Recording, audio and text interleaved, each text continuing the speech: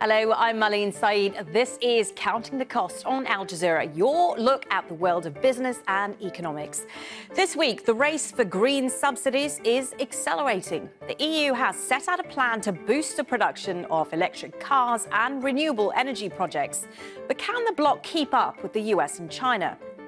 Also this week, Brazil's president is loosening the purse strings and he's threatened the central bank's autonomy, demanding lower interest rates. But will Lula da Silva's economic plan work?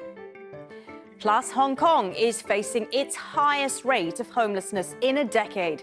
We explore how one NGO is helping people sleeping in tunnels or on the streets to find shelter.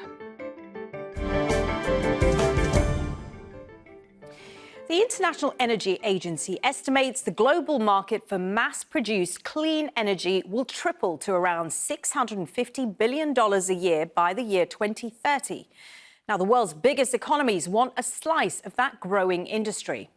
The United States recently announced the Inflation Reduction Act. This includes billions of dollars in grants and loans to boost financing and deployment of new clean energy projects.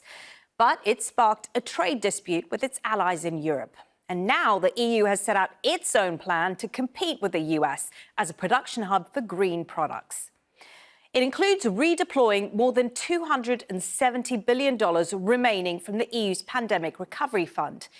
The European Commission has also suggested relaxing state aid rules to allow governments to pump cash into green industries. It plans to make approvals for green projects faster and seal trade agreements to secure supplies of critical raw materials.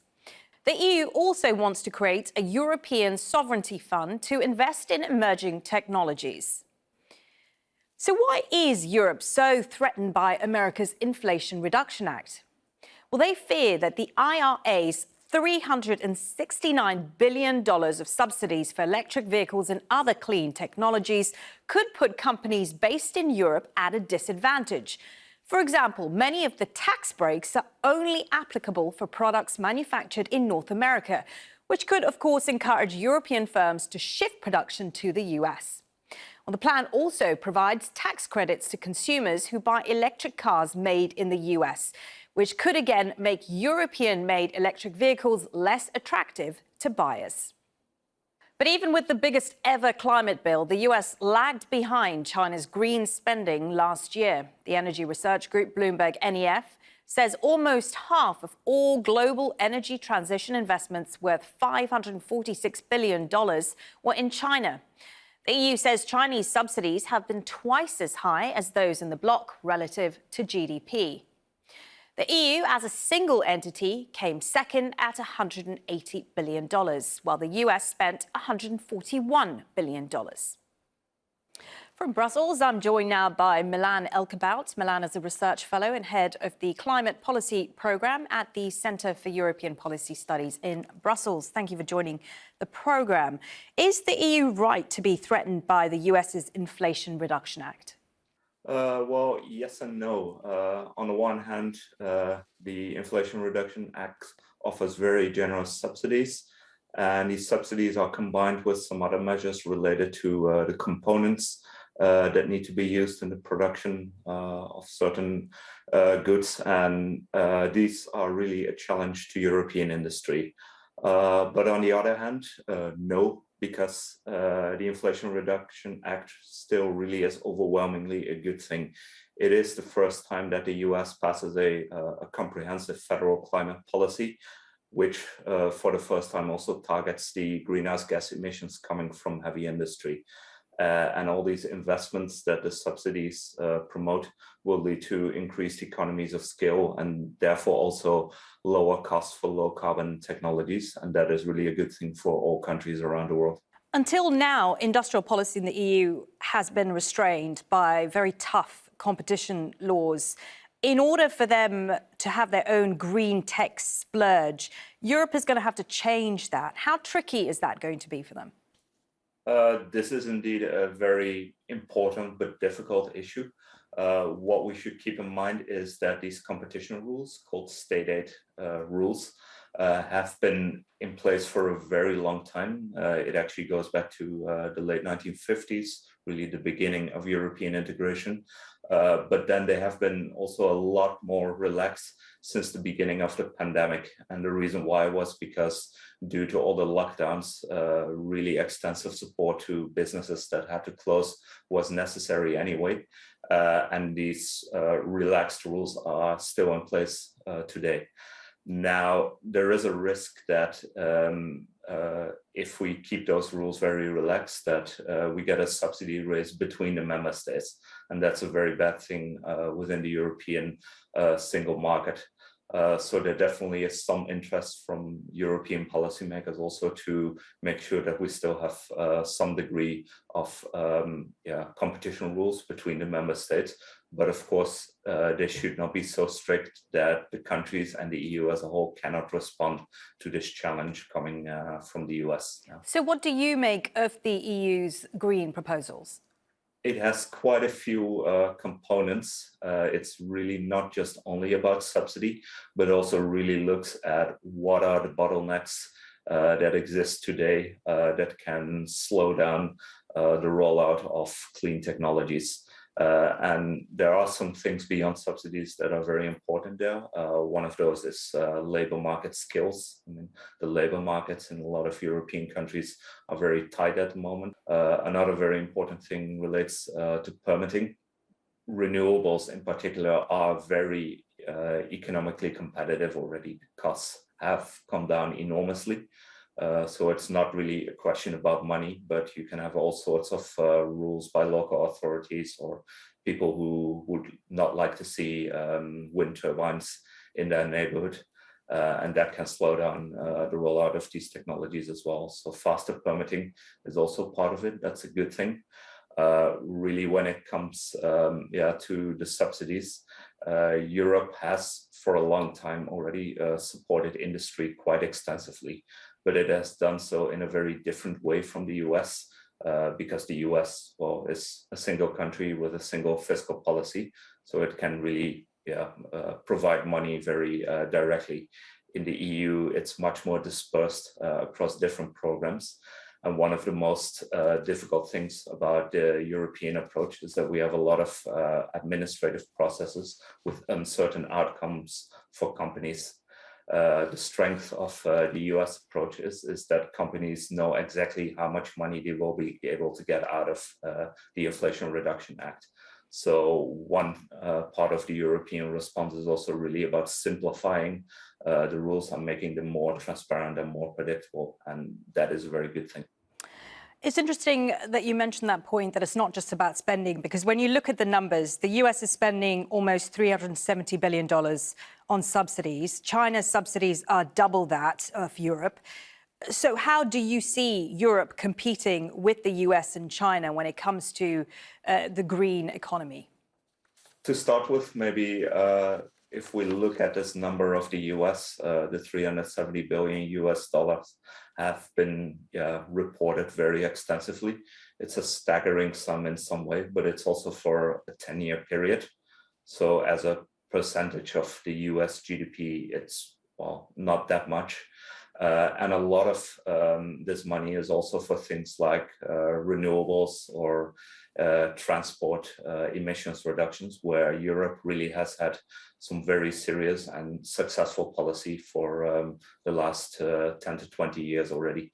So a part of the American money is also for catching up to Europe. Then another 60, 70 billion will really be about industry. And this is where most of the discussion in Europe is about, because the industrial sectors are about traded goods.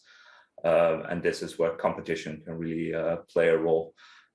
Europe has also supported industrial innovation quite a bit over the last decade, but it has really focused on the early stage innovation, basically research and development.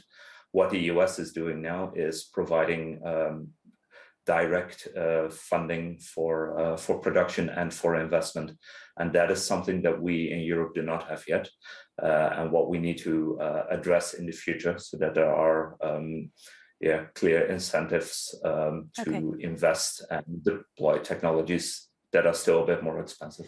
Finally, how do you see consumers benefiting from all this, from the subsidy race and the investments going on around the world in the green energy front? I mean, ultimately, over the long term, as we have seen already with renewables such as solar PV or onshore and offshore wind, if you increase the scale of production in a certain technology, in a certain product, then costs tend to come down. It's not a rule that will always apply, but in most cases, if you can increase the scale, then things will become more affordable. And that is a good thing for consumers around the world. Milan, really interesting to talk to you about the subject. Milan Elkabout from the Centre for European Policy Studies in Brussels. Thank you. Thank you. Iraq has revalued its currency as part of an effort to stabilise the foreign exchange market. The cabinet has approved a decision to set the exchange rate at 1,300 dinars per US dollar. Now, the Iraqi dinar had been selling at 1,470 dinars against the greenback before the US introduced tighter controls on transactions by commercial Iraqi banks. Mahmoud Abdulwahid has more from Baghdad.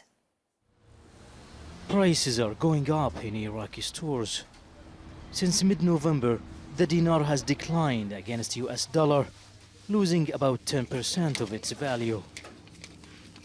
Abu Ranad says he doubly checks price tags every time he comes to the supermarket. Shop owners blame it on the dollar exchange rate because most of the products are imported. In this case, the government should pay our salaries in dollars. Since November, the US has tightened the rules on international transfers to prevent money laundering. It's reduced cash flows to Iraqi banks by about 80%. It's clear the US Federal Reserve is scrutinizing foreign transfers from Iraq, especially to those countries unfriendly with the US, such as Iran, Lebanon, Syria and Yemen. Consequently, Iraq's daily wire transfers from the US have been cut from $240 million to only $22 million on a day. The government has launched a campaign to combat illegal currency trading and promised to hold further discussions with Washington to stabilize the exchange rate. This is one aspect of an economic challenge that requires a brave response and practical solutions to end the wrong financial policies inherited by the current government.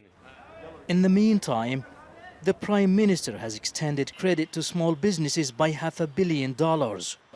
Despite government promises to contain the depreciation, many Iraqis are worried about an increase in prices ahead of the holy month of Ramadan, especially in imports such as gas and wheat. A number of currency exchanges have stopped trading until there is more certainty about rates. Some Iraqis blame the central bank for the shortage of dollars. Others accuse the United States of weaponizing the dollar. Either way, it's the Iraqi people who bear the brunt of the changes.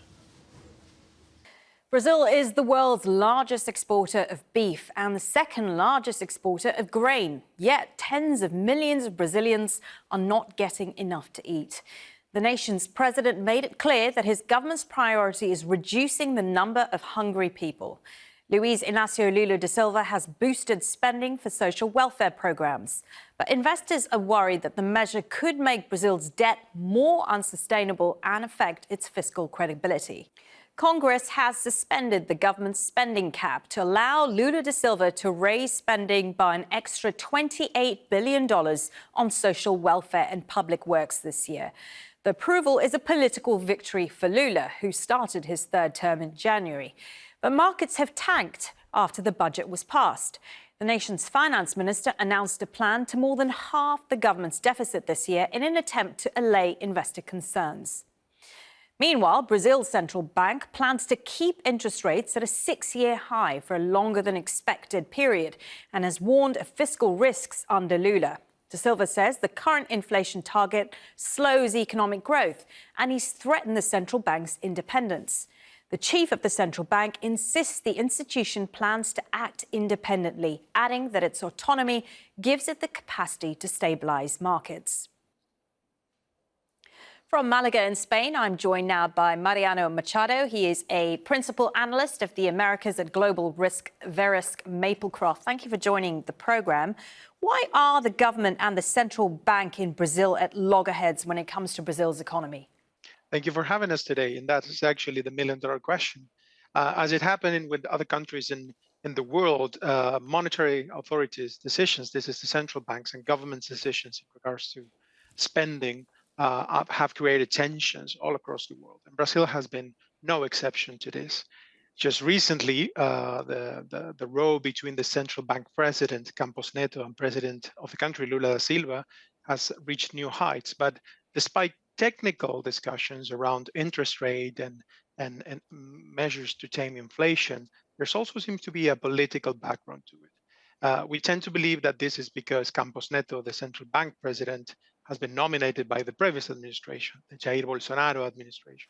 And there is reason to believe that there is a degree of mistrust between the both of them. So basically, we expect these tensions to last a bit longer. Lula has actually threatened the autonomy of the central bank, hasn't he? I mean, how far would he go with that? And how important is it to Brazil that the central bank remain independent?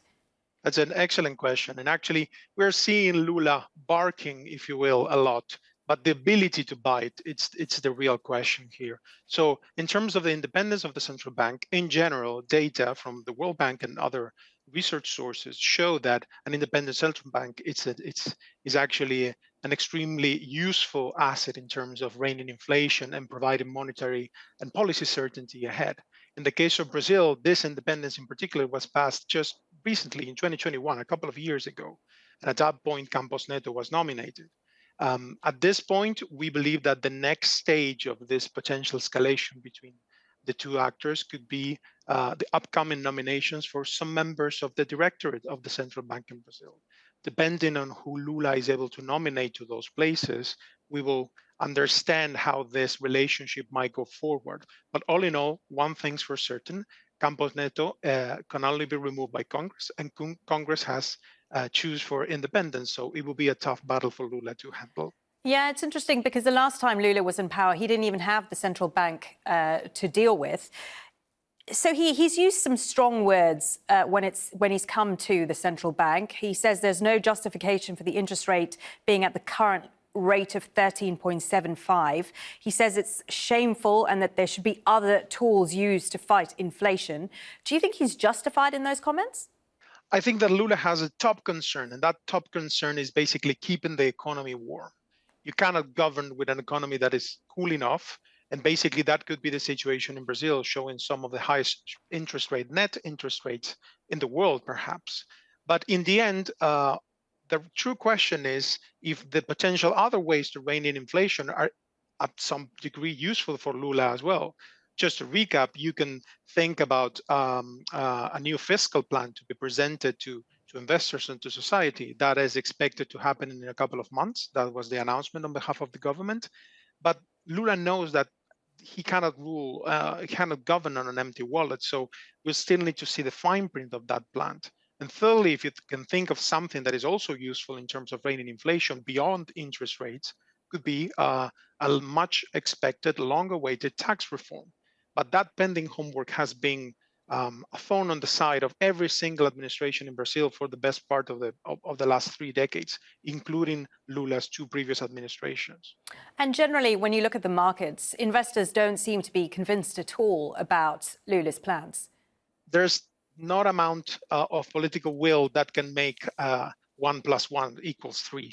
So basically, yes, we are seeing if you want to call it a crisis of expectations between investors, at least for the moment, local investors in the case of Brazil and the government in terms of what's going to be the policy direction. Recapping on the thing that I just mentioned, when you have a central bank authority that has been nominated as independent and with a tenure that doesn't coincide, the stint doesn't coincide with the presidency, you face these risks. You face the risk of, you can call it cohabitation. In simpler terms, it would be having a less strict government in terms of fiscal and spending measures, and a perhaps more strict central bank authority. And this is the first time in Brazil in which we are witnessing how policy is being made with these two pillars interacting and counter-interacting with each other. How much of a concern is Brazil's debt situation, especially in line of Lula's plans when it comes to spending?